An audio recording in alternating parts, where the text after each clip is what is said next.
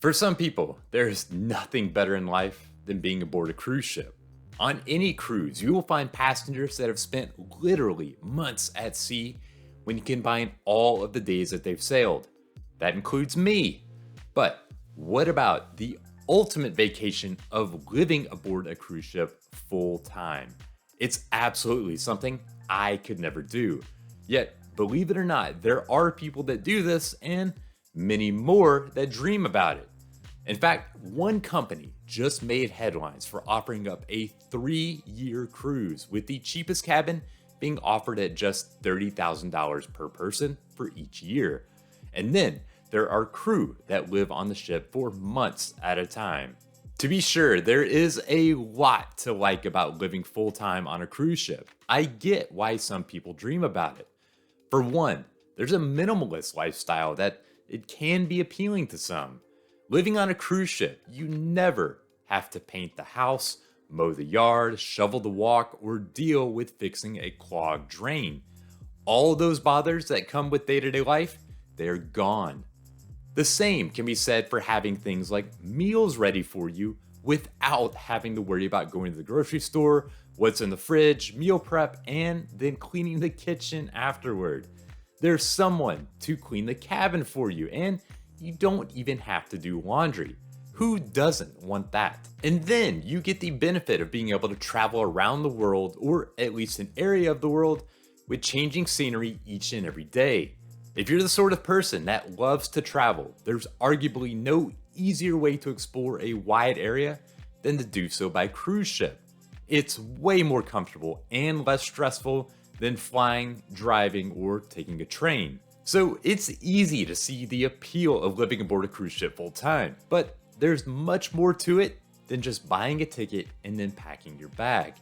Compared to, say, moving to a condo on the beach, living on a cruise ship comes with its own unique set of circumstances that I think some people don't always consider. And for me, they are absolute deal breakers, despite the fact that I've spent literally months at sea over the years.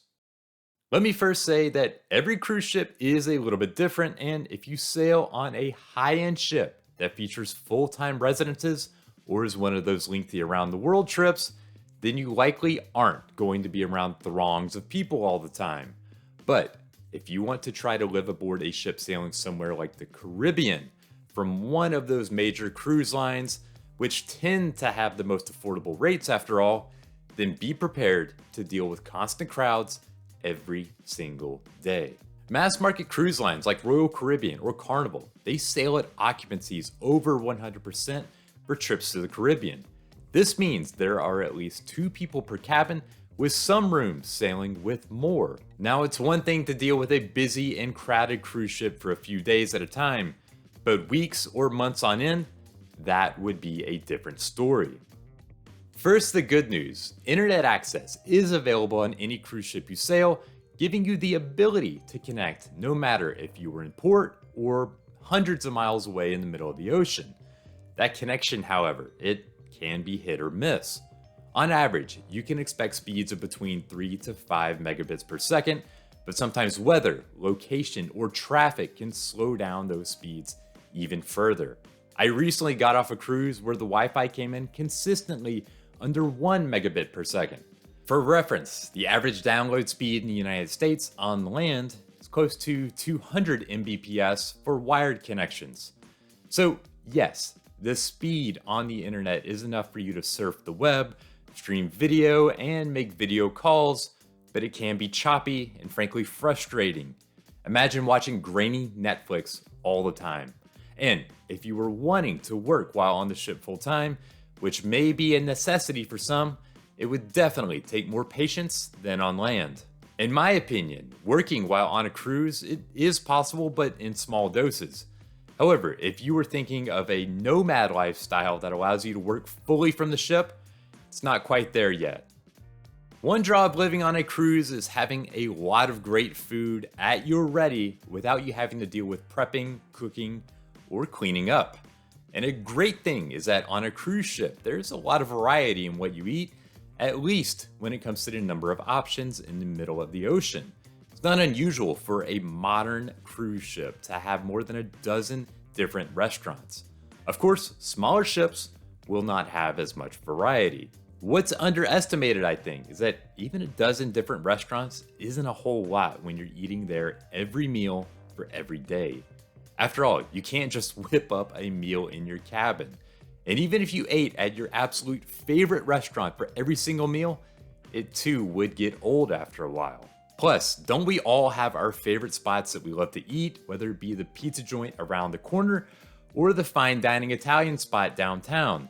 Familiar places that you normally eat on land, they aren't going to be part of your diet at sea. Part of the appeal of cruising is getting away from it all. That's actually pretty pleasant for a bit, but what about those people back home? First, most people who would live full-time on a cruise ship would likely do it solo or with a spouse.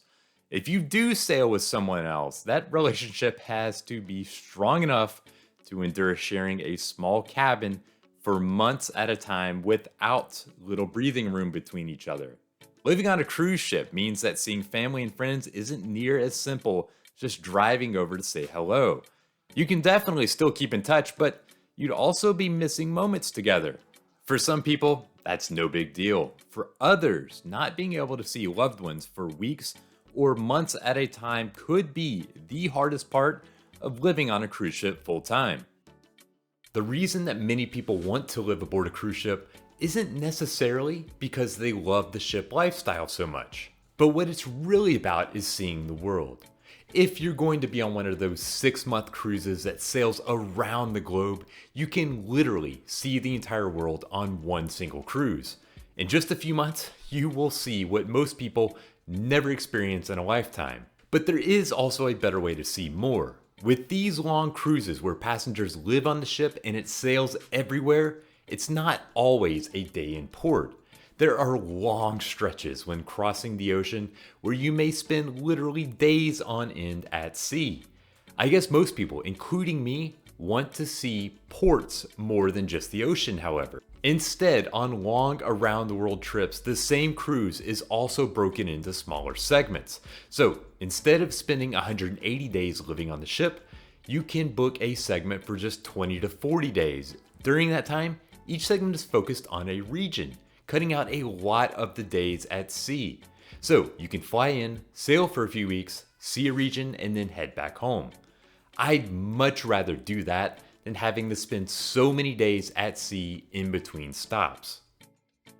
Do you ever notice how it feels so good to get back home even after a vacation that you loved? There is something about being back in your own space, sleeping in your own bed, and with all your creature comforts that just cannot be matched in a hotel room or a cruise cabin. While you can bring some items to make your room feel more like home, it's always going to feel in some way like you're in a hotel room or in someone's guest bedroom. For instance, it's not like you can hang your own artwork or that you're going to have the cozy comforter that you use at home. One final drawback of living on a cruise ship long term is that some people, including me, could have issues with a lack of control.